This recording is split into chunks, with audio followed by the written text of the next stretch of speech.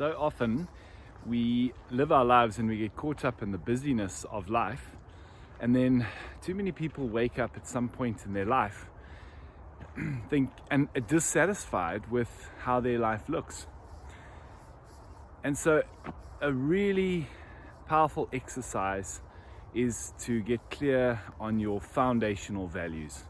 If you're going to build a house, then you got to design that house in totality before you start building, and that includes the foundations.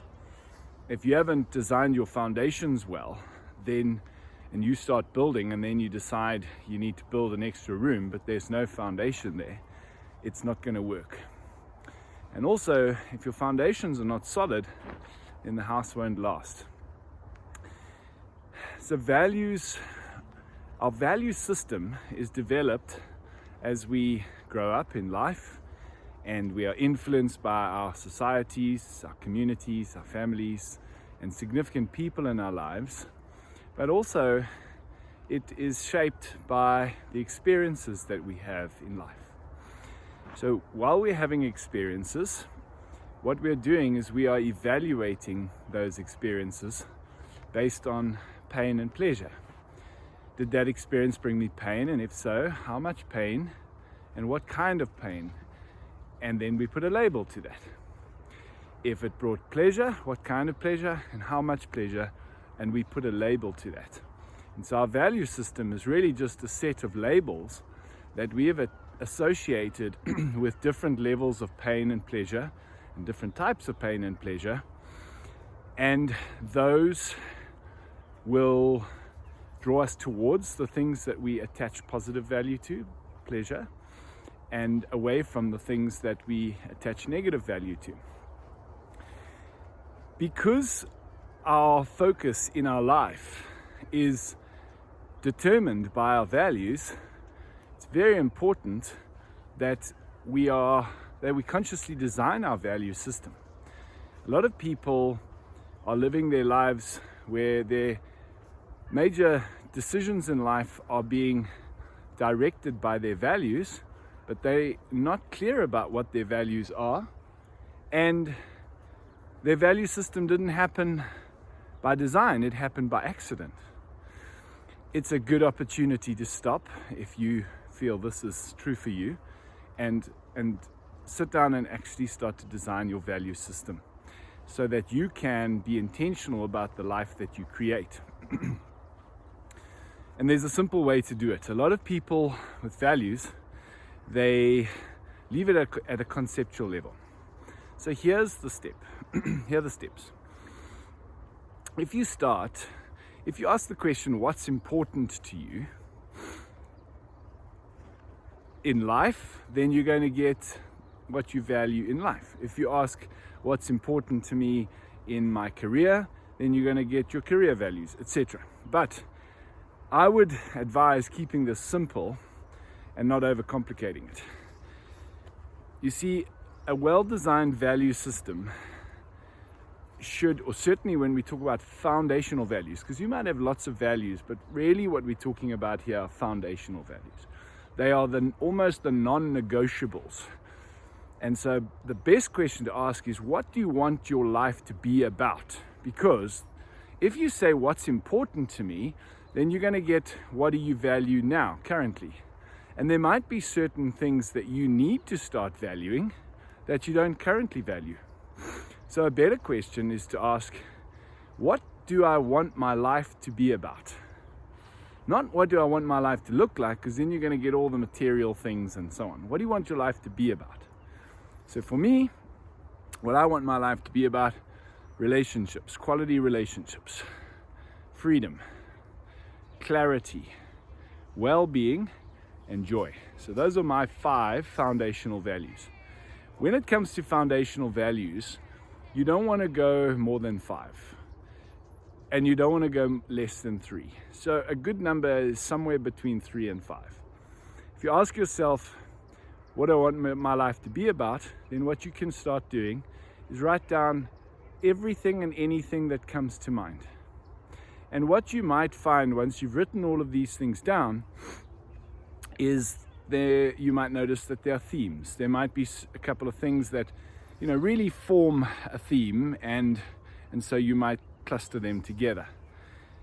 And you might then choose a word that best represents that theme.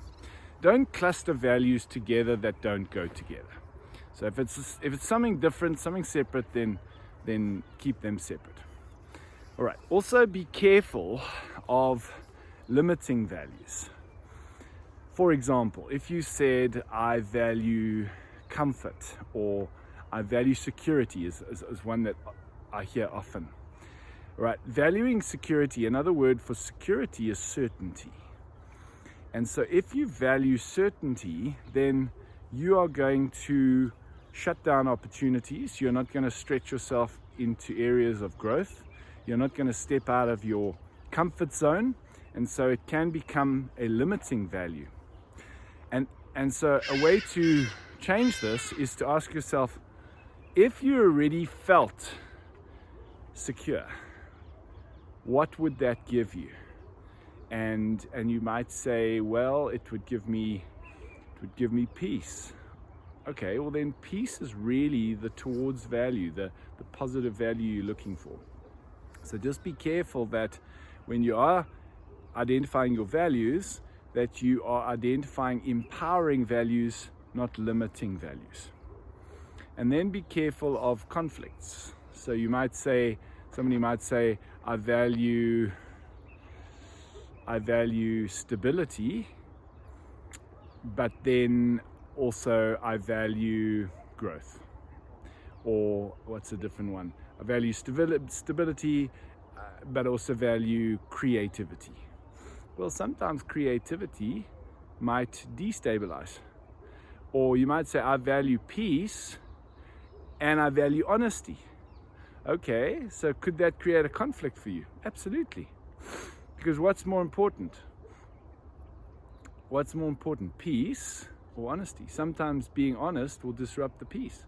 So you want to just think through the values that you come up with to make sure that you are not wiring up a values conflict. Once you have spent some time on this and you've identified your 3 to 5 foundational values, and it might take you weeks, it might even take you months.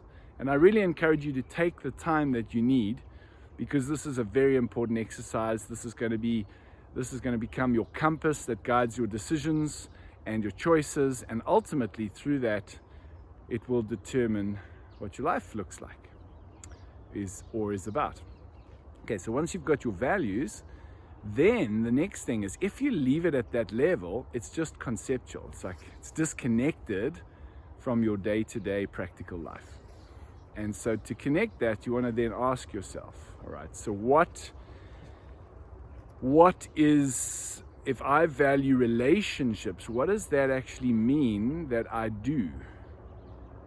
And so you might say, well, if I value relationships, if I use some of mine, for example, then what I call my principles or my actions for that would be kind and make people feel safe. That's one of them.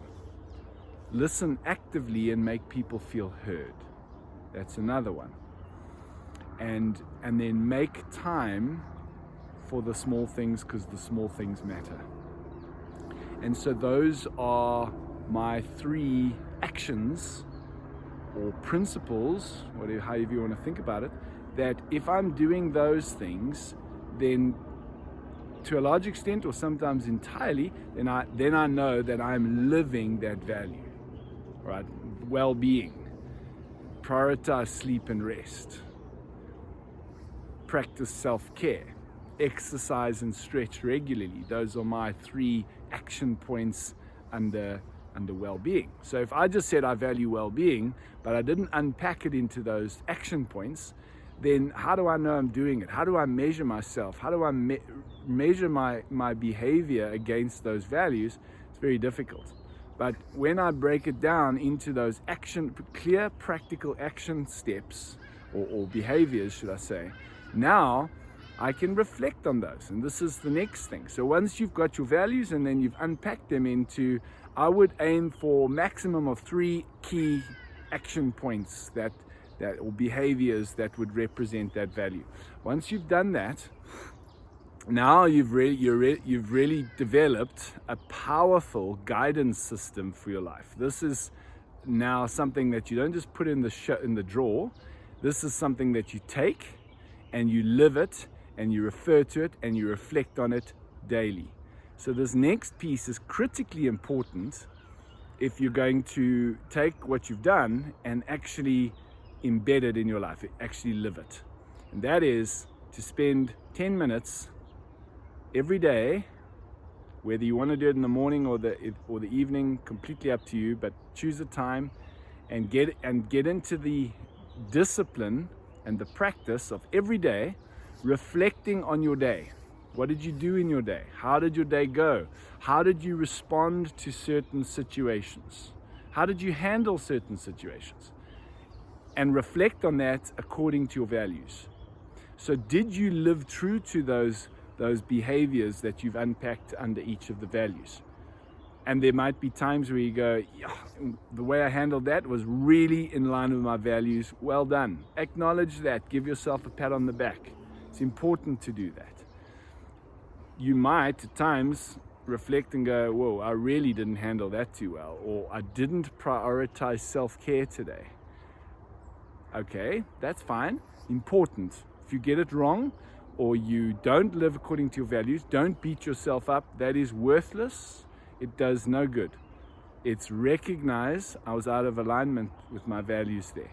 And then replay it in your mind. If you did it again, what should you have done, or what could you have done that would have been more aligned with your values? When you replay it in your mind, you actually stimulate all the right parts of the same parts of the brain as if you were actually doing it. So you start to train your brain into doing that. And you do this every day. And if you do this every day, you will start to live intentionally and more aligned with your values, which will bring about integrity into your life. And you will start to be happy with the life that you live because you're living it in accordance to your values. It can also be a powerful way to help guide your major decisions. So use your values in your decision making. That's really important. They should be used, but used consciously and intentionally. I have attached below a PDF that will guide you through the values process that I've described, and together with this video should help you to really clarify your values so that they become a living guidance system for your life.